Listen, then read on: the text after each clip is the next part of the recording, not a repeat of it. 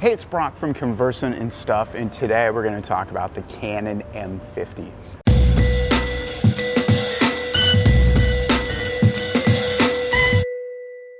Today we're going to talk about the Canon M50, but before I jump into that, I should probably give you a little background about what cameras I've had to kind of give you some perspective on my review. I started shooting black and white and color in the early 2000s. My first digital camera was a Canon A40, I believe. From there, I jumped up to a Canon 10D, and when that came out, that was kind of one of the first cameras that really gave you decent DSLR quality and specs at a good price point. So I used that for several years, and then I found I wasn't carrying it around with me as much as I wanted to because of the size. So in 2010, I bought a Panasonic LX7 point and shoot, which I've been using for the last few years. Once I decided that I want to start shooting YouTube videos, I realized that I needed to pick up something that I could have a little more control of, shot better video, and because it was important to me to make the quality good for this channel. When I was looking for a new camera, there was 4 things that were important to me. The first one was size. I knew that I used the LX7 more than the DSLR, and I wanted something that was a smaller than DSLR form factor. The second thing is I wanted simplicity when it came to shooting video, because I knew that I needed to not have to think about the technical details and think about what I was doing to get quality content. And if something was too complicated to shoot video, then I wouldn't get as much content. I didn't want to sacrifice quality. I wanted high quality video and high quality photos. And the fourth thing is compatibility with EOS lenses, because I have a nifty 50, I got a 70-200, 28-135, a 17-35 stigma, and being able to use those lenses on the new camera would be a big plus. I love the form factor of this camera. Not only does it fit well in the hand, but it also goes unnoticed by people around you when you're shooting. Compared to a DSLR, the amount that people look and recognize that you have a camera, to me, is very noticeable. The build quality of the camera is good. I would say it's fairly typical with a camera in this price point. It doesn't feel super solid, but it feels solid enough that it could take a little bit of a beating. Without diving too much into the specs, let's talk about a few notable features on this camera that makes it good for shooting YouTube videos. The flip out screen is awesome. I use it all the time. I'm looking at myself right now and it's great. You can see how you're framed in the shot. You can see if there's any light changes. The other thing that's great about this camera is it's got a mic input. Being able to connect a lav mic like I use is awesome. I really feel like the higher quality audio is really a must when it comes to YouTube. The digital viewfinder is something that's totally new to me. It kind of blew me away when I first started using it on this camera. Well, the viewfinder is kind of seems like a newer thing to me too, because my Panasonic didn't have one. So I'm really enjoying using the viewfinder again. And if I'm not shooting video and I'm just walking around shooting travel photos, I just use it all day, and I think it to save some battery, and I think it works really great on this camera. The photos you're looking at came directly out of the camera. I hit auto level in Photoshop, and besides that, there's been no other tweaking. These photos are from the trip I just came back from a week or so ago from New York and Portugal. I've been pretty impressed with the photo quality out of this camera. The photos, this is gonna sound cliche, are very Canon-like.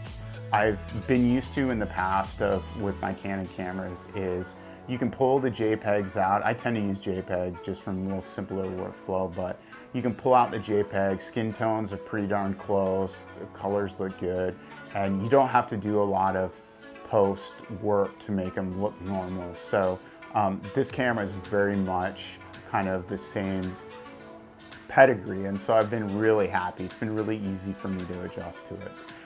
The only area where this camera struggles a little bit on the photo side, I would say, is that on the higher ISOs, this 3200, 6400, the noise gets pretty bad, and also the camera hunts around a little bit in the lower light, and it takes a little while longer to get a shot. But you can get the shot, you just need to you need to be a little bit more patient because it does hunt around a little bit. The video quality of the M50 has been great. Now, I'm not a modern mirrorless video quality expert, but for what I'm using it for, I think it looks good. The other thing that's awesome about the video modes is the autofocus. I've shot hours of video trying to learn how to do this and shooting and reshooting, and I don't know that I've seen one shot that's been out of focus. I mean, the focus is awesome. You don't have to worry about it, which I think goes back to one of those key criteria when I was selecting a camera, was simplicity. When you're not thinking about having to keep it in focus, you can keep your mind on what you're trying to say. And I think that that's important in creating great content. The other cool feature about this camera that I just want to say real quickly is the time lapse. It has a built-in time lapse function that's really cool. This time lapse that you're seeing right now is one that I shot in New York, and I literally just put my mini tripod on the table at Times Square in the evening. So what would I improve on this camera? Well, the first time I shot this video, I mentioned the headphone jack, but I didn't mention it as a deal breaker. Well, now that I'm shooting it again, I have a little bit more frustration because the first time I shot this, I was using a new AC adapter for the camera and there was tons of buzz and I couldn't hear it through the playback, and so now I'm reshooting it. So long story short, headphone jack would be really nice. Another annoying thing about this camera is the 4K crop factor. So this is an APS-C sensor, and when shooting 1080 video, you're using the full sensor. When you're using 4K, you're using a smaller part of that sensor. So essentially, whenever you're shooting 4K, it zooms in another crop factor on top of the crop factor. And while you can use it, if you move the camera a little bit back for something like this, the other challenge is that this awesome face recognition doesn't work. So for me, not a deal breaker. I'm gonna shoot everything in 1080. Another slightly annoying thing about this camera is battery life. Now, aftermarket batteries are cheap, but it does get annoying taking the tripod mount off every couple of hours to change them. After 6 weeks with this camera, both shooting these types of videos and taking on vacation, I love this thing. It's a camera that you can just pick up and take with you. You know you're gonna get good quality out of it. It's simple to use. It really bridges those gaps between the DSLR and the point and shoot like I had before. And what makes this different than the smaller point and shoot that I had before is that this feels like a real camera. The photos look like they're coming out of a DSLR. The shutter feels like a DSLR. And so just, you get that DSLR type experience on a much smaller camera, and I think that's awesome.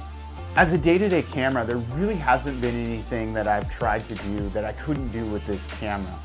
Sure, in the old days with beginner cameras, Canon made it difficult navigating through the menus with the buttons, and it made things a lot more difficult. But I think with the touchscreen on this camera, it makes it way easier to go through quickly to find those settings that you need that would have really been a hassle with some of the older cameras.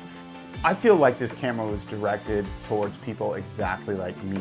People that have experience with Canon, know the menus, they want compatibility with their EOS lenses. They want to use it to make videos and not have to worry about all the complexities of settings and things like that. So for someone like me that's going to be using this for a YouTube camera, for travel photos, for just a basic all-arounder, I think it's perfect. And I may come to regret saying this, but I don't see myself owning another full-size DSLR. I mean, the benefits of the smaller camera to me really outweigh any of the benefits of the larger cameras. And as we can see right now, pretty much all the manufacturers are going to smaller form factors, and I think that's awesome because a camera like this is so much easier to use day to day than a full-size DSLR. So, thumbs up, kick-ass camera. So thanks for watching. Please subscribe below if you like my videos, and the next one's gonna be a fun one. It's gonna be the scary video. So thanks again, everybody.